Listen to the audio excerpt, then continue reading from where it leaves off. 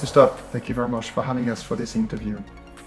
You recently argued that the liberal West has failed in a more dignified foreign policy if it is to maintain the liberal world order. Could you drive us through what you mean by this and what we have to expect in the coming years? Yeah, I think this is probably the 1919, 1945 or 1989 moment of our generation. And that means that, we can get it wrong as they did with the League of Nations in 1919, because it was followed by World War II. Or we can get it right, which they did in 1945 by establishing the liberal world order and rules and institutions, or sort of more or less right as they did in 1989. And now it's pretty much a fight for the hearts and the minds, especially of the global south, because demography drives everything.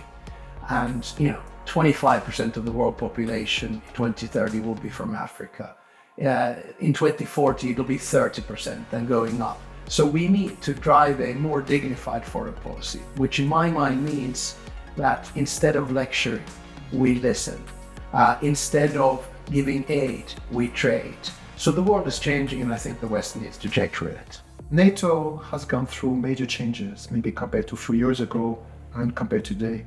Take it, Finland, for instance, has to think how to join NATO. How do you think the alliance will evolve over the coming years?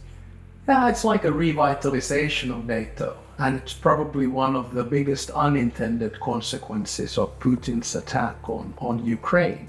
Because NATO is back to its original purpose from 1948, when it was supposed to be a deterrent or repellent to an aggressive Soviet Union.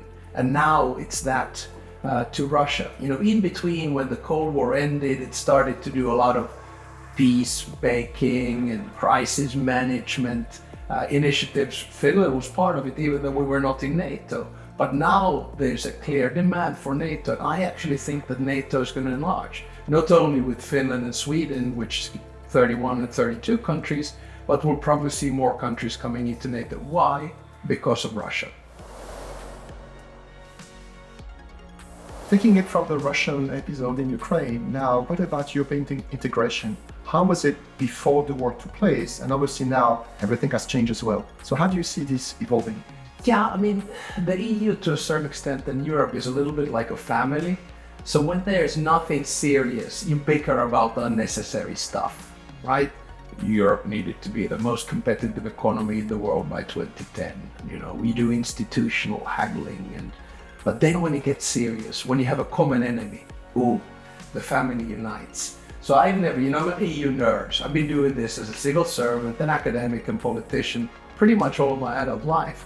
And I've never seen the European Union more unified and determined and effective. Will this unity last, and will we be, in sort of Swiss fields and rainbows and peace forever? Probably not. But as long as the enemy is there, in other words, Putin and Russia, I think we will see a lot of strong European unity. Knowing that you train a lot and you're a great sportsman, is there anything we can deduct from sports that may be useful to anyone in a very political world? Well, I guess for me the answer is easy, because I do endurance sports. And I think in international relations and in politics, you need a lot of stamina. You need also a lot of patience to train and then to execute. I think the big problem is that we live in a world where we're supposed to react to everything immediately. Democracy wasn't created for that. It was supposed to be slow and cumbersome and compromise-seeking. And I think in sports, you can't make those compromises. And I don't think you can do them in international relations. But I do think that a good starting point is to understand that someone at my age is never going to be the perfect athlete. So I would also argue that when we begin with the assumption that the world is never going to be perfect, I think we get pretty far. Live with an incomplete and complex world.